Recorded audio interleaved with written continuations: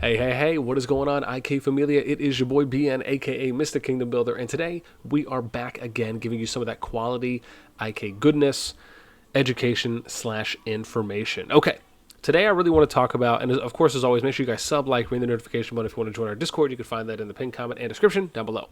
Today I want to talk about one of the biggest discussion points I think that is very relevant to every single player, and what that is.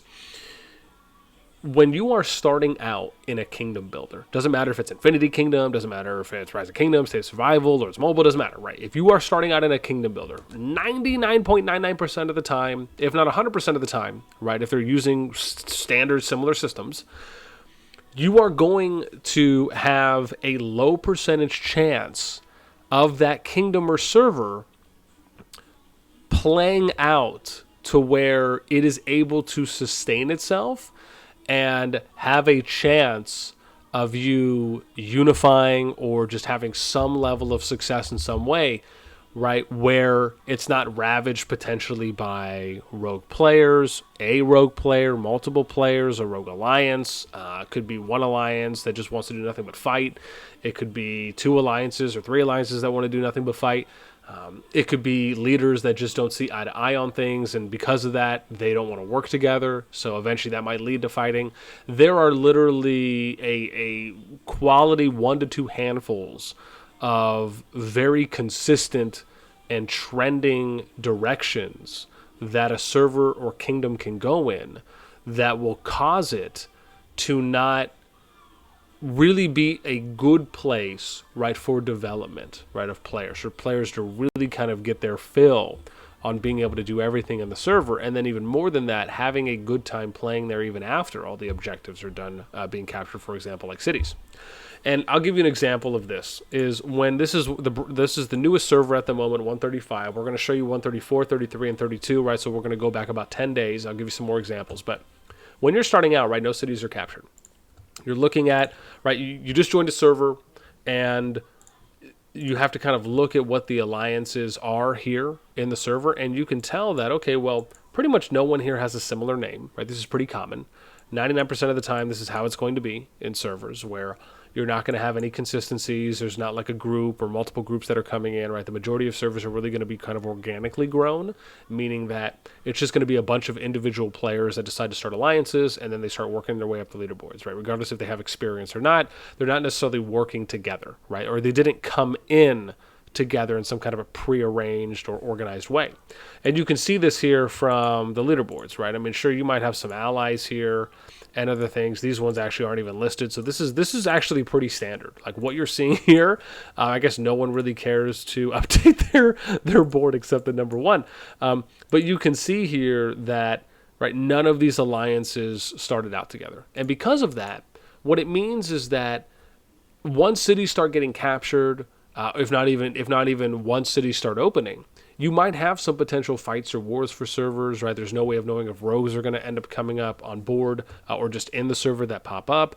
Once cities start getting to lower levels and you have to start kind of scrounging for resources, right? You're going to start kind of seeing people's true intentions. This is just all standard trends on how all kingdoms and servers are going to develop, right?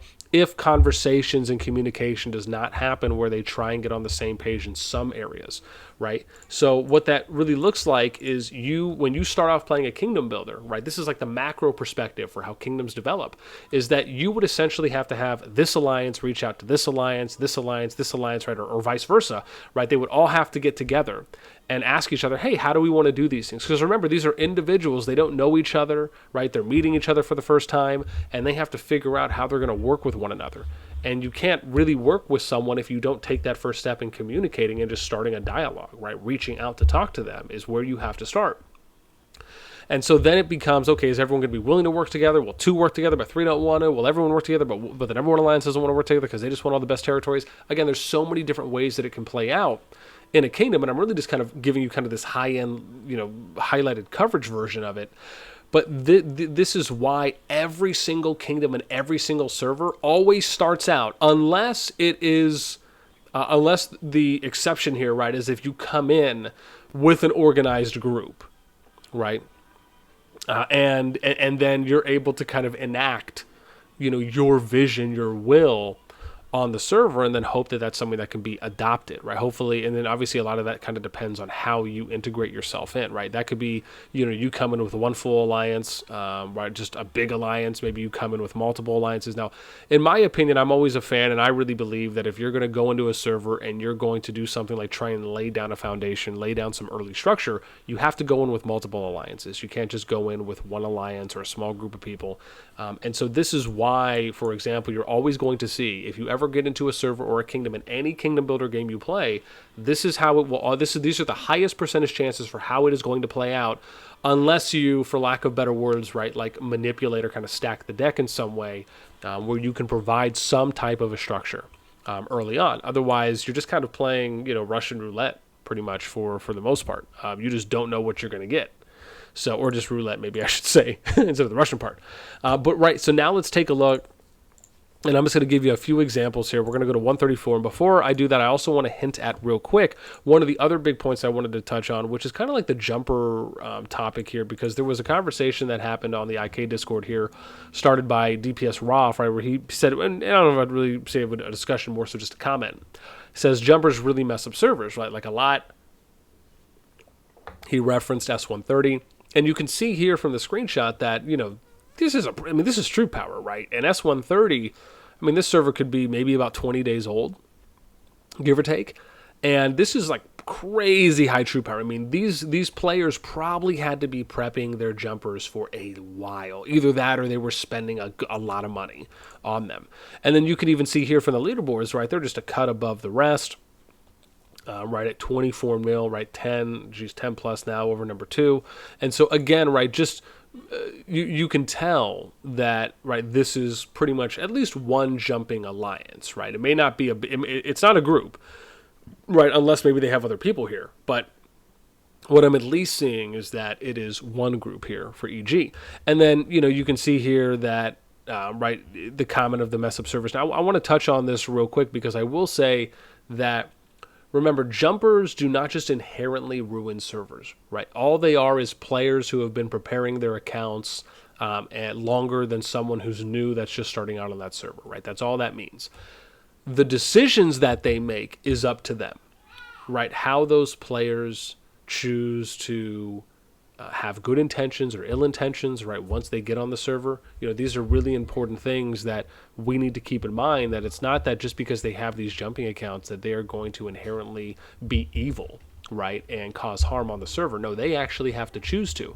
There are plenty of examples I can give you, and probably the most prime example here for Exhibit A is that if you look at, for example, my projects that I've ran on the 3 servers that we've worked on, being S8, 36, and 79, right, none of these servers ever had any kind of ill intentions as far as when our project came in, right, when our group came in.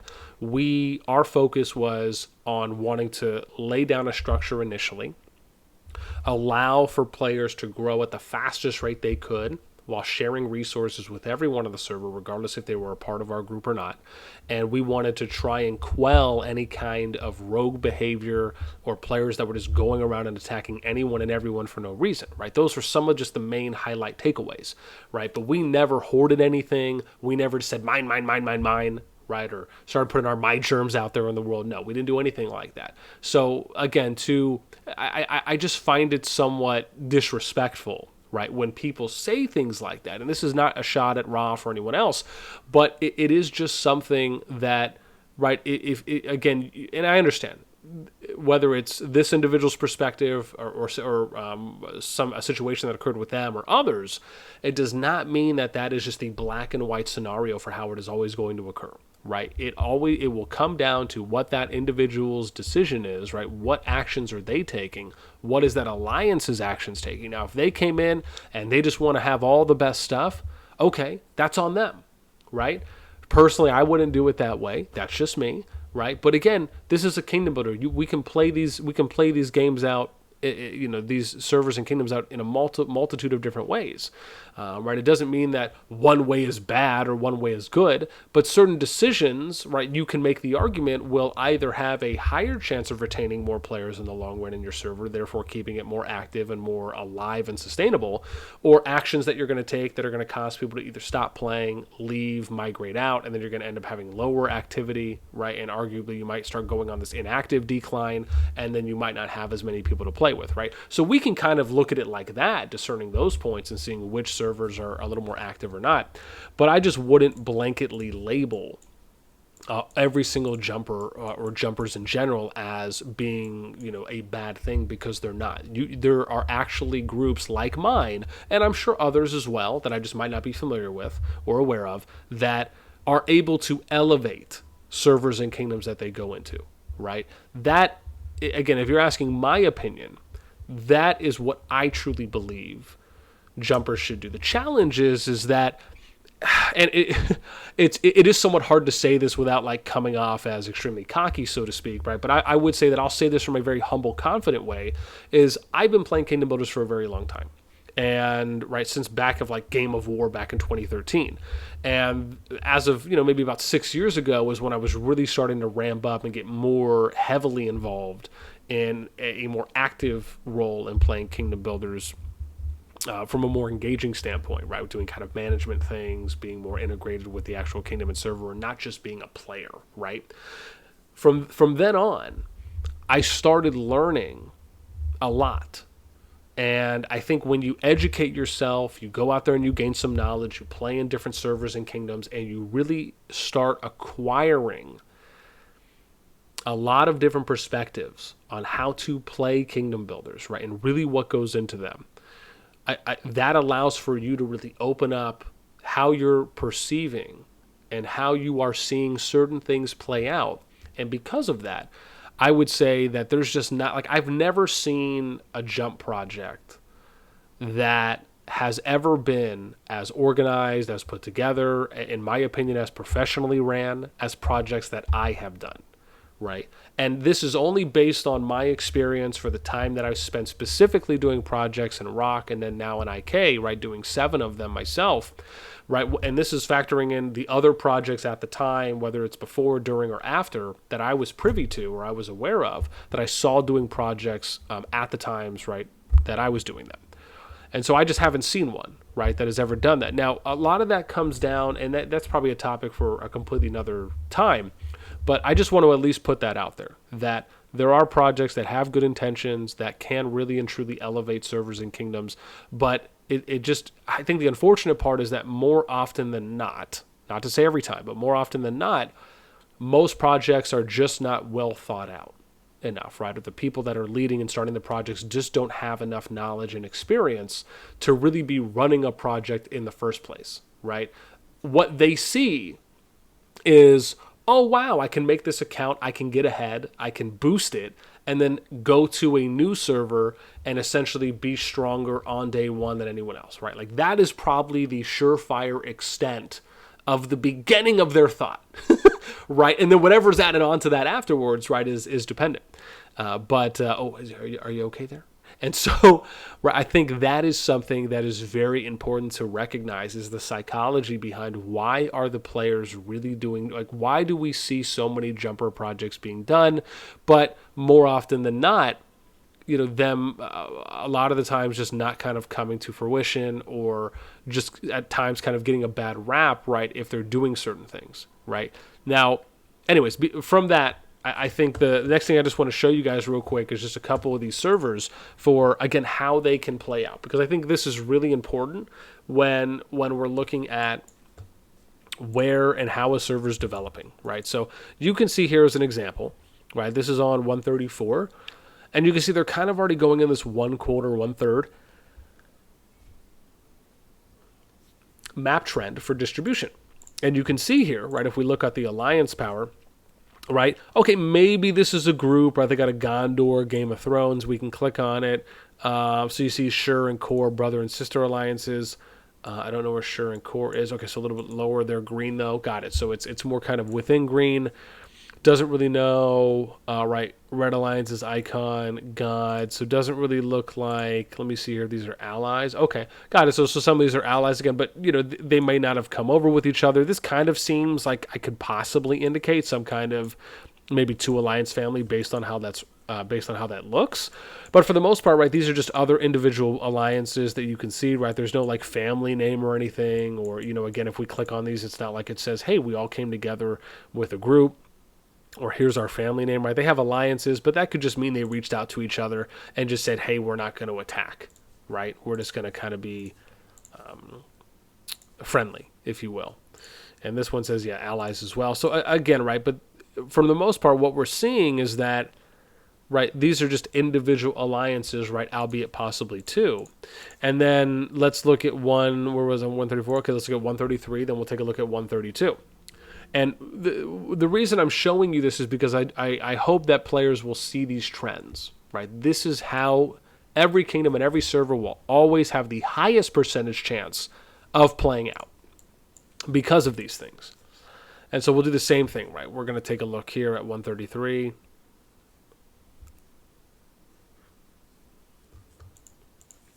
And we'll see, we scroll out. And yeah, so similar thing, right? You're kind of seeing like the 1/3 map split. It kills me on these 1/3 map splits. But what I will say is that I think that's also another indication, right? Is if you're doing a 1/3 map split initially, right, it could just be something that someone is suggesting in the kingdom, right, that everyone does. And also just could just mean that, it's maybe not something that is kind of initially organized, right? Sometimes those things can just come from that.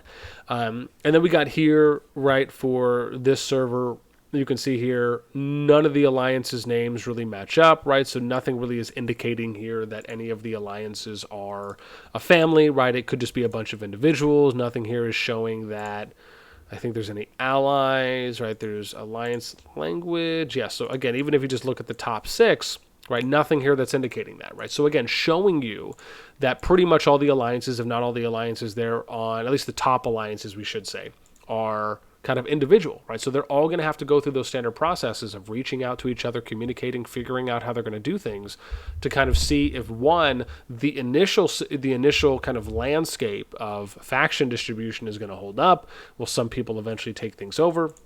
And then lastly, we're just going to take a brief look here at 132, and then we'll wrap things up. Again, just want to be very clear on kind of showing you guys how things are looking. And again, same thing, right? You're seeing the 1/3 split, but then we'll look at the leaderboard, right? And you'll see here, right, JS Jumping Scorpions. Okay, so possibly, a jumper group, right? And you can see they have some stuff kind of figured out. You got TGA here, right? They have allies. Right, but it says they're an active and helpful family, not really kind of indicating that anyone's grouped. No one has similar names with the exception of second alliances here, right? So sister alliance, right, and then I think there might be another one down the road. But even if you're just looking at the top 6, right, or even top 9, for the most part, individual alliances. None of the other alliance names really match up with the exception of like the JS Academy, if you want to consider that. So again, similar things are going to have to play out here on 132, or excuse me, 130, what did I do, 5, 4, 3, 2? Yeah, 132 as well, for how those things will go. So just something to kind of keep in mind. And I hope that if anything, this video did a great job of explaining a lot of what a new player, right? Or even if you're a veteran player and you're just not familiar, a veteran player, right? Not necessarily like someone who does managing, or if you play on a lot of different servers and you're noticing these trends, right? But hopefully any really is probably what I should say to be better put. Any level of player. Hopefully when you watch this video, you'll see for yourself, hey, these are consistent trends that happen. I didn't know that, right? It's interesting to kind of see how things will play out. And hopefully this will just kind of open your minds up a little bit more to seeing things in a different light, right? Kind of taking that step back, looking from the outside in when we have a chance to go into different servers and take a look at how they're starting out, how they're developing, and also hitting home that, right, a player's or a group's or an alliance's action, right, is really what defines what can happen, may happen, or even would happen on servers, right, and really is not indicative or because of a group, a type of group, right, or a label that we're putting on. So that's pretty much it for me. As always, I would love to know what you guys think in the comments down below on anything I talked about, right, whether you agree, you disagree, why, let me know, and that's it. We'll catch you next time.